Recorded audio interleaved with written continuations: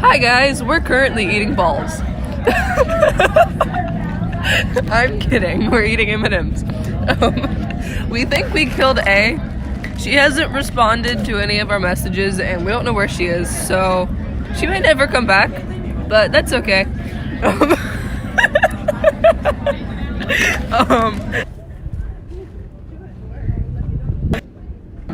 Human, did you attack her with the fork? I did. His name's Robert.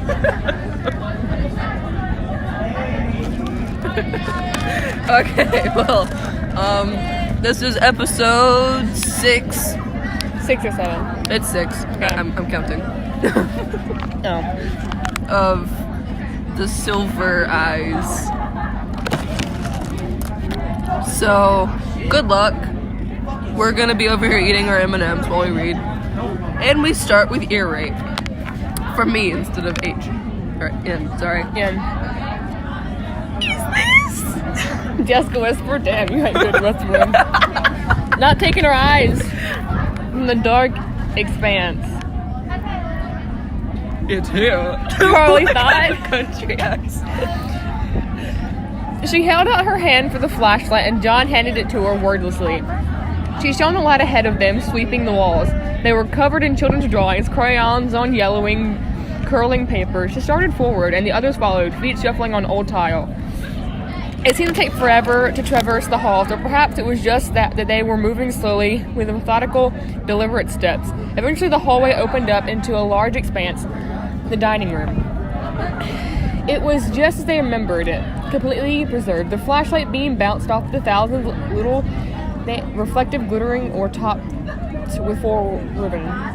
The tables were still in place, covered in their silver and white checkered cloths. The chairs were pulled up to them haphazardly, some tables with too many and others too few. It looked as though the room had been abandoned in the middle of a lunch hour. Everyone had gotten up, expecting to return, but they never did.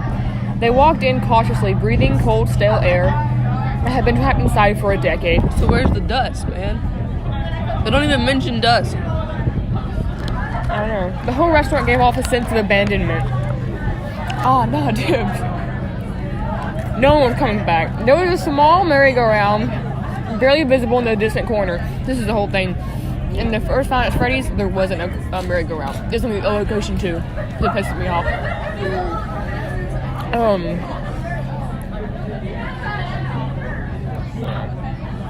With 4 child-sized ponies still at the rest in their last song. In an instant, Charlie froze in place, as did the others. So that would be Charlie. There they were. Eyes stared back from the dark, large and lifeless. An illogical panic pulsed through her. Time held still. No one spoke, no one breathed, as though a predatory animal was stalking them. But as the moment passed, the fear I'm sorry. waned until she was back again as a child and with old friends, separate from one another for far too long. Charlie walked towards the eyes in a straight line. Behind her, the others were motionless. Hers were the only footsteps. As Charlie walked, she touched the cold back of an old party chair, not looking at it, guiding it out of her path. She took one final step, and the eyes in the dark became clear. It was them. Charlie smiled. Hi. She whispered, too soft for the others to hear. Before her stood 3 animatronic animals, a bear, a rabbit, and a chicken, all standing as tall as adults, maybe It taller. just sounds so different when I actually say the animals. Their body was segmented like an artist's model, each limb made of distinct square pieces separate at the joints. They belonged to the restaurant, or maybe the restaurant belonged to them. And there had been a time when everyone knew them by name. There was Bonnie the rabbit, his fur bright blue. It was not blue, it's fucking purple. The fuck? It's a very light purple, but still distinctly. Still like purple. Mm-hmm.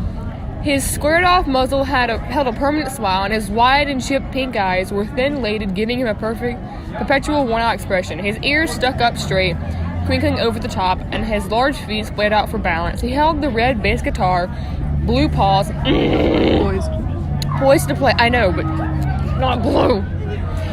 And around his neck was a bow tie that matched the instrument's furry color. Chica the chicken was more bulky and had an apprehensive look. thick black eyebrows arching over her purple eyes and her beak slightly open, revealing teeth as she held out a cupcake on a platter. The cupcake itself was somewhat disturbing, with its eyes set into its pink frosting and teeth hanging out over the cake. A single candle sticking out of the top. What are you trying to play? Oh, that's fucking me. Oh no. Oh no. I always expected the cupcake to jump off the plate! Carlton gave a half laugh and cautiously stepped up to Charlie's side. They seem taller than I remember, he added in a whisper.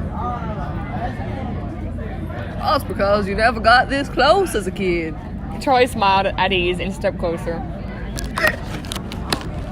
You were missing hiding under the tables, Jessica said from behind them, some distance away. Chico wore a bib around her neck with the words "Let's eat" set out on a purple and yellow against a confetti-covered background. A tuft of feathers stuck up in the middle of her head. Standing between Bonnie and Chico was Freddy Fazbear himself. I'm kidding, guys. Namesake of the restaurant, he was the most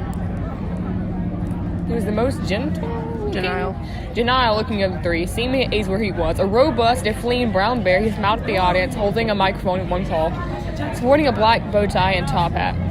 The only incongruity in his features was the color of his eyes, a bright blue that surely no bear had ever had before him. His mouth hung open and his eyes were partially closed, as though he had been frozen in song. Carlton drew closer to the stage, his knees pressed against the rim of it. "Hey, Freddy," he whispered. "Long time no see." He reached out and grabbed the microphone, wiggling to see if he could get it loosed. "Don't!"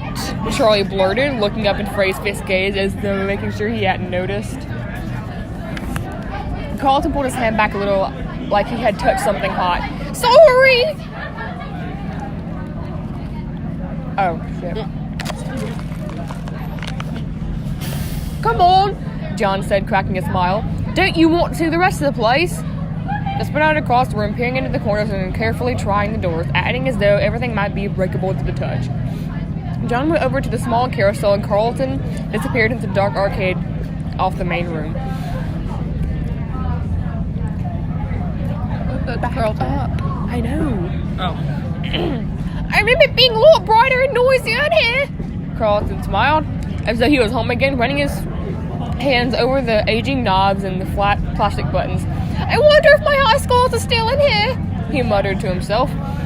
To the left of the stage was a small hallway. Half hoping no one would notice where she had gone, Charlie started down it silently, as the others occupied themselves with their own curiosities. At the end of the short, plain corridor was her father's office. Oh, you reading more Five Nights at Felix's fan fiction? Oh, dude, how'd you know I wrote that?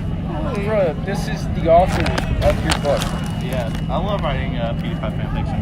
It's 5 Fucks at Freddy's. Yeah, man. Yeah. That, I write that too. Yeah. My favorite's the Jacksepticeye one. I'm glad I remember. Are we reading silently today, or? I think they are. I don't know. I don't know. I feel like they're just not saying anything because I'm here, ruining the recording. You know? I thought that's an incested. Oh man, I feel so included in this story. Oh yeah.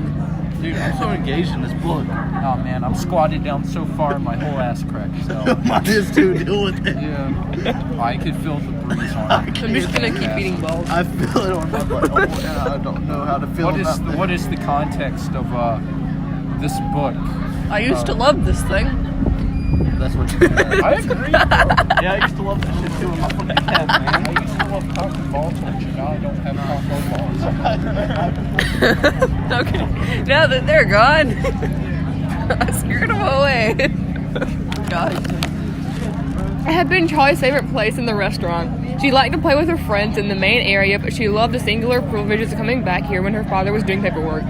She paused outside the door and she paused outside the closed door, her hand poised over the knob, remembering. Most of the room is filled with his desk, his filing cabinets, and small boxes of uninteresting parts.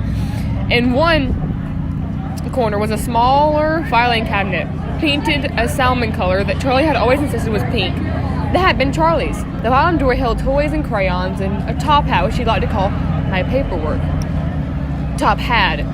It was mostly coloring books and drawings, but occasionally she would go over to her father's desk and try to copy down whatever he was writing in a childish crayon hand. Charlie tried the door, but it was locked. Better this way. She thought. The office was personal, and she did not really want to open it tonight. She headed back into the main dining room and found John looking pensively at the merry-go-round. He eyed her with curiosity, but did not ask where she had gone. I used to love this thing. Charlie smiled, approaching warmly. Yet now the painted figure seemed odd and lifeless to her. John made a face as though he knew what she was thinking. Not the same, he said. He rubbed his hands over the top of the polished pony as though to scratch it behind the ear. Just not the same, he repeated, removing his hand and gazing elsewhere. Charlie glanced over to see where the others were, and the arcade to see Jessica and Carlton wandering among the games. The console stood still, and unlike a massive tombstone, their screens blank. I never liked playing the games. Jessica said, smiling. They move too fast, and just when I'd start to figure out what to do, I'd die, and it would be someone else's turn. Yeah. I got it right. She wiggled a joystick that squealed from neglect. They were red anyway! Carlton said with a wink. When's the last time you played one of these? Jessica asked, peering closely into one of the screens to see what image was burned into it from many years of use. Carlton was busy rocking a pinball machine back and forth, trying to get the balls to come loose. There's a pizza place I visit sometimes, He said. He set the table back on four legs, carefully glancing at Jessica. but it's no Freddy's. He added. John was roaming through the dining room amidst the tables, flicking the stars and spirals hanging overhead. He plucked a red party hat from the table, stretched the rubber band hanging loosely from its base and snapped it around his head. Red and white tassels hanging down over his face. Oh, let's check out the kitchen, he said. Charlie followed as he bounced off towards it. Although the kitchen had been off limits to her friends, she spent a lot of time there, so much that the chefs chased her out by name, or at least the name she had heard her father call her, Charlotte. John overheard someone calling Charlotte one day when they were in kindergarten and persisted in teasing her with it constantly. He could always get a rise out of her with that. It wasn't that Charlie didn't like her full name, but Charlie was who she was to the world. Her father called her Charlotte, and it was like a little secret between them, something no one else was allowed to share. The day she left Hurricane for good, they said they were goodbyes. John had hesitated. Bye, Charlie, he said. In their cars, letters, and phone calls, he had never called her Charlotte again. She never asked why, and he never told her.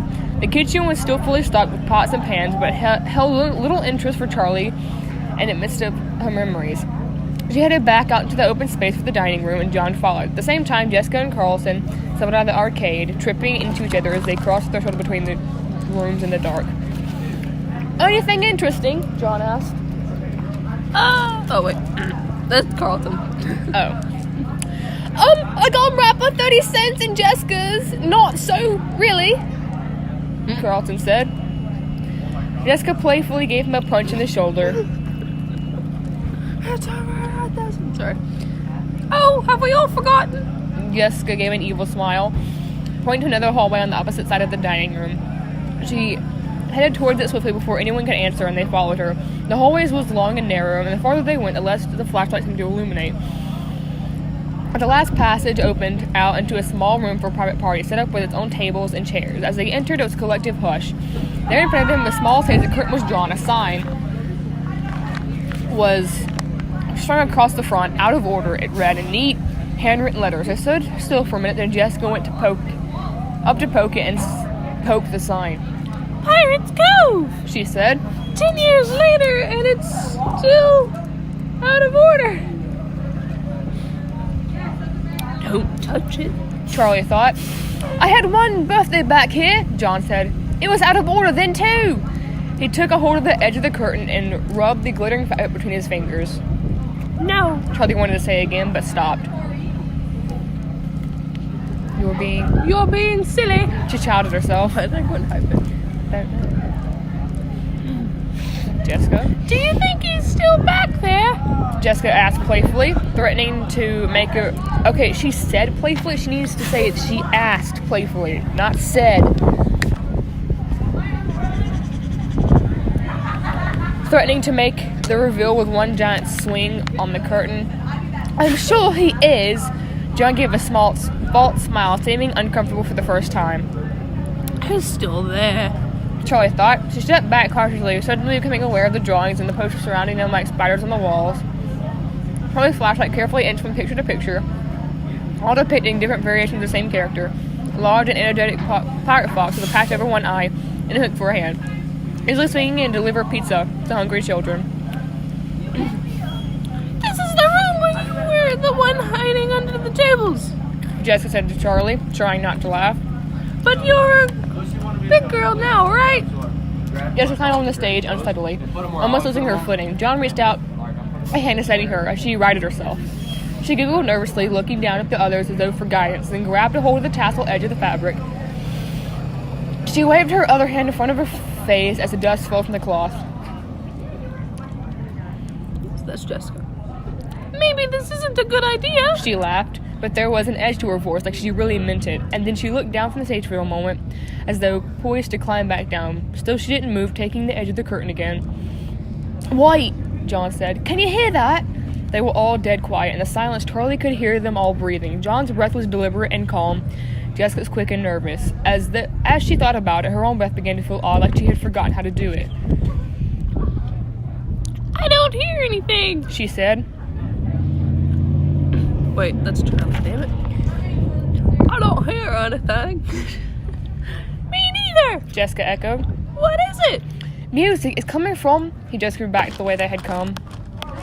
From the stage? Charlie cocked her head to the side. I don't hear it.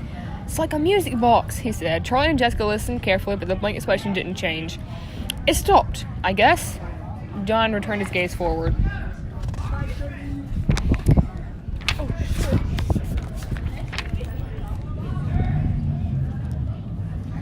Message your mom here? I think that is. No, that's not. Okay. Never mind. Okay.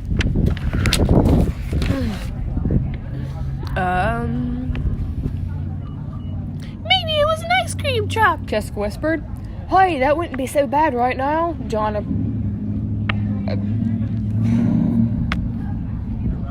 Appreciated the levity. Jessica turned her attention back to the curtain, but John began to hum a tune to himself. It reminded me of something, he said. Okay, here we go. Jessica announced. She did not move. Charlie found her eyes drawn to Jessica's hand on the curtains, her pink, manicured nails pale against the dark, glittery fabric. It was almost like the hushed moment in the theater crowd. The lights went dark, but the curtains had not yet risen. They were all still, all anticipating that they were not watching a play, no longer playing in the game.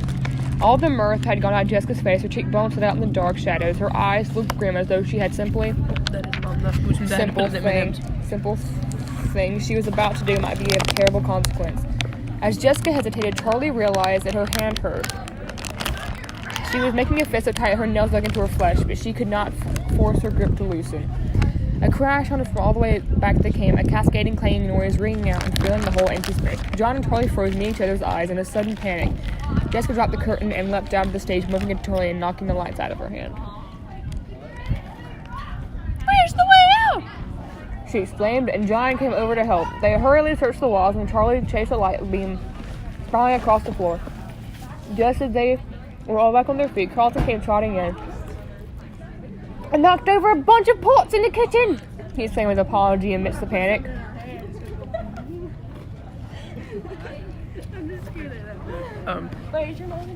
Sorry, I'm currently attempting to see what he sent me.